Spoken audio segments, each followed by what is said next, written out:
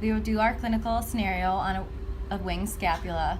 So first we'll talk about the serratus anterior and introduce its movements and its actions around the joints.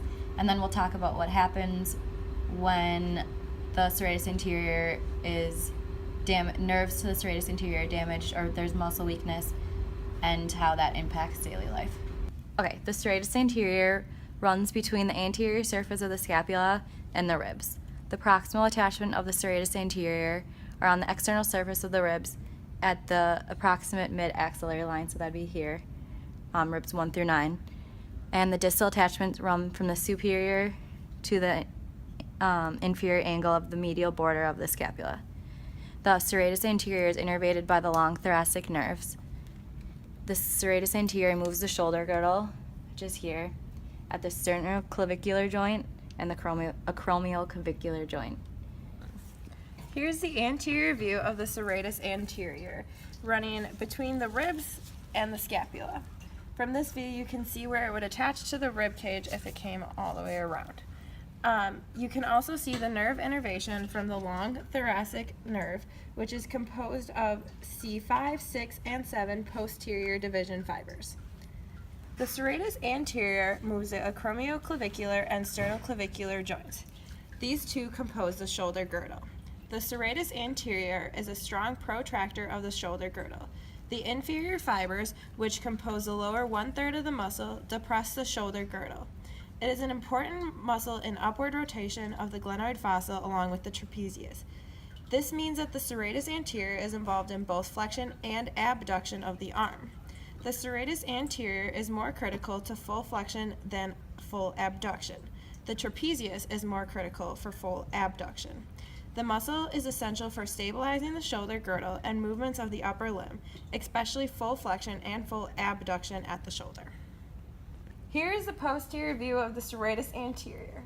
From this view, you can see it passing posterior to the ribs, which are right here, and anterior to the scapula. You can also see it attaching to the medial border of the scapula.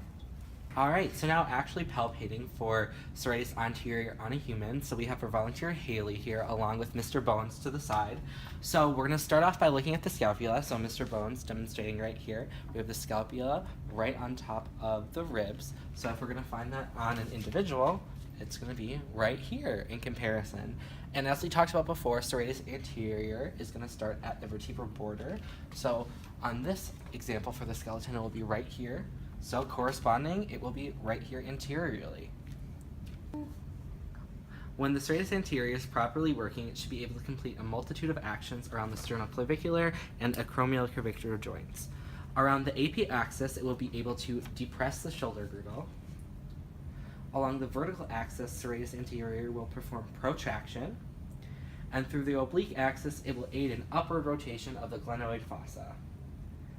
In addition to serratus anterior allowing these movements at the shoulder girdle, it also plays a major role in allowing the scapula to be held in its anatomical position against the posterior ribcage of the trunk, like we displayed before.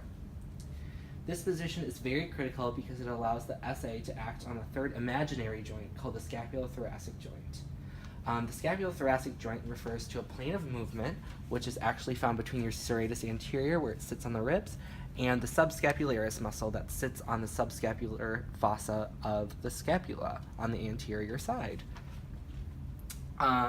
This is actually very critical because it is where most everyday movement occurs in the shoulder, and therefore being a very important role in daily functioning.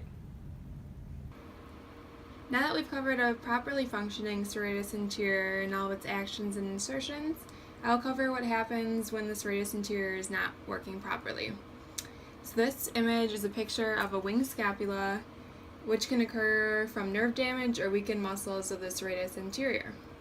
When the serratus anterior is paralyzed, all of its actions can be impacted, such as upward rotation, protraction, and depression. Abduction and flexion will be affected because there is no stable base for GH movements, and the serratus anterior no longer contributes to the scapulohumeral rhythm.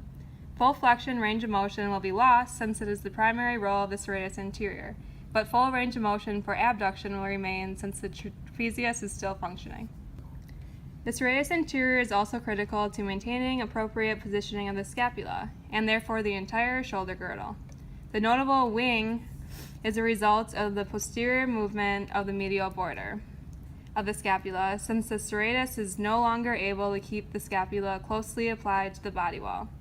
The winging would be especially prominent when the individual abducts or flexes their arm, since during both of those motions, serratus anterior is active in holding the scapula in place. Two ways to test for a winged scapula. The first is to have the individual abduct their arm above 90 degrees. If the serratus anterior is paralyzed, it would be very difficult to reach this 90-degree mark, and the scapula would be winged. The second way is to have the individual push against a wall with their flexed arm.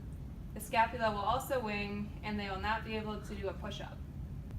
In the previous example, Haley's serratus anterior was properly functioning, so she didn't have a winged scapula.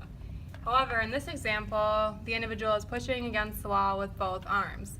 This is the normal scapula that is not winged, and this one, the serratus anterior, is damaged. You can see the winged medial border.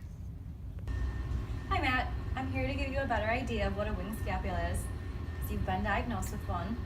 You've probably been hearing a lot of anatomy terms, so I'm here to answer any questions you have and just give you a better idea of how your life will change. So you've probably noticed that your scapula or your shoulder blade kind of protrudes in the back or sticks out.